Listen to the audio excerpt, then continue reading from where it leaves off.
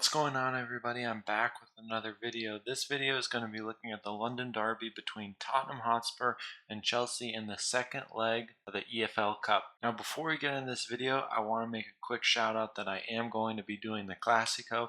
That'll be up in about the next 12 hours or so, so be on the lookout for that. Subscribe to the channel so you don't miss it. And before we get into the tactics of this match, check out both my books. They're online on Amazon, and there's links in the description below.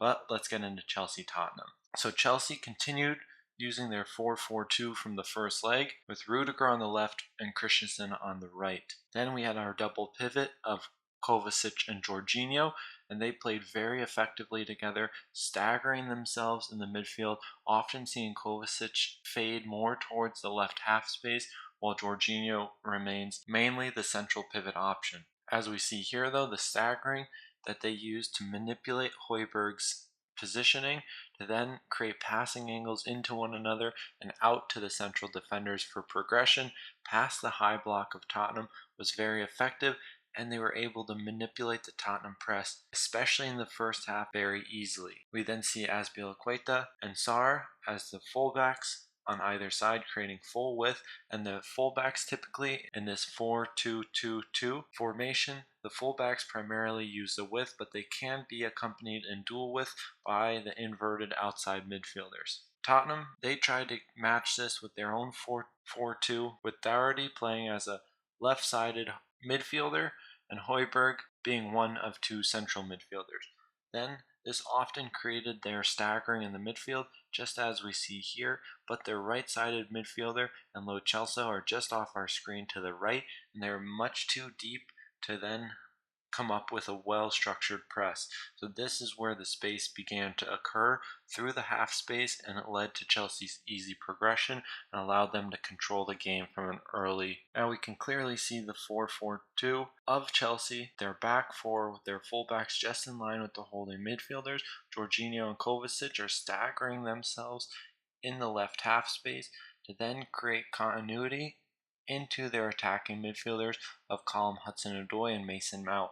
And the importance of the staggering of the two holding midfielders with the back four is very clear when they're in possession of the ball, because when they do this, it creates diagonal passing options into these players and across first and second line of build-up.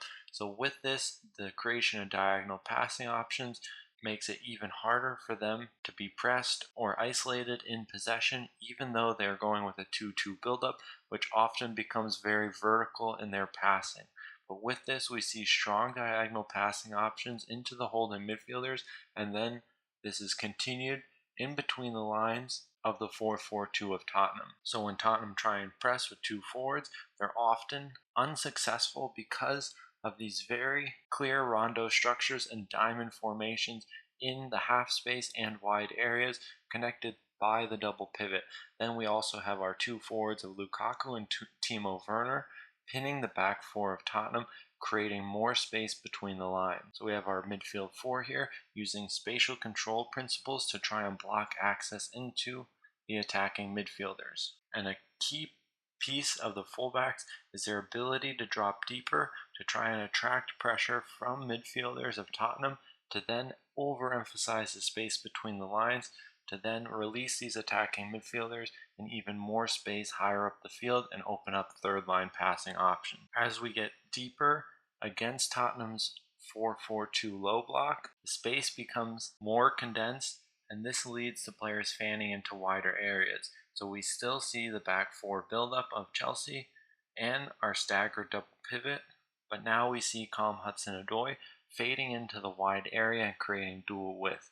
So this creates dual width, allowing them to free up movement from the wide area, and it attracts greater pressure numerically from the Tottenham defense when they shift into wider areas, which then they can exploit space on the weak side in more vacant areas. But in this 4-4-2 or 4-2-2-2 structure for Tottenham, it just opens up a whole nother realm of ways they can progress and try and attract pressure and exploit space against their opposing defensive structure. Now in the second half, they started in the same way, but then Tuchel would make a big tactical change back to what they've used primarily throughout his whole reign at Chelsea, around the 65th minute mark, where they would then go with a back three in build-up, 2 holding midfielders, 2 wing-backs, and 3 more advanced players. But they would start in the same 4-4-2 fashion against the Tottenham 4-4-2.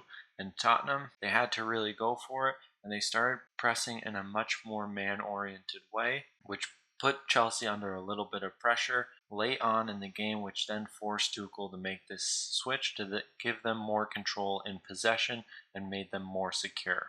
Now we're at the 66th minute when Chelsea go back to their back three in build-up and their 2 holding midfielders. So this makes it harder for Tottenham to then press with 2 forwards and the midfield 4 behind them. So this gives them more control both in possession and in their defensive transition when possession is lost, because it creates a more natural transition and overloads the central corridors, making it harder for Tottenham to get meaningful chances, although they did have a few half chances and a goal called back, as well as 2 penalties called back because of VAR. Also, even though they have an overload in their first and second line in the central corridors, they play with a greater deal of width with the single width of the wing backs. Because they're using the full width of the field, through these wing backs they're able to circulate possession over a greater horizontal distance, forcing Tottenham to then shift over more. We'll look at Tottenham after the tactical shift of Chelsea. And Tottenham would then go with a back 4,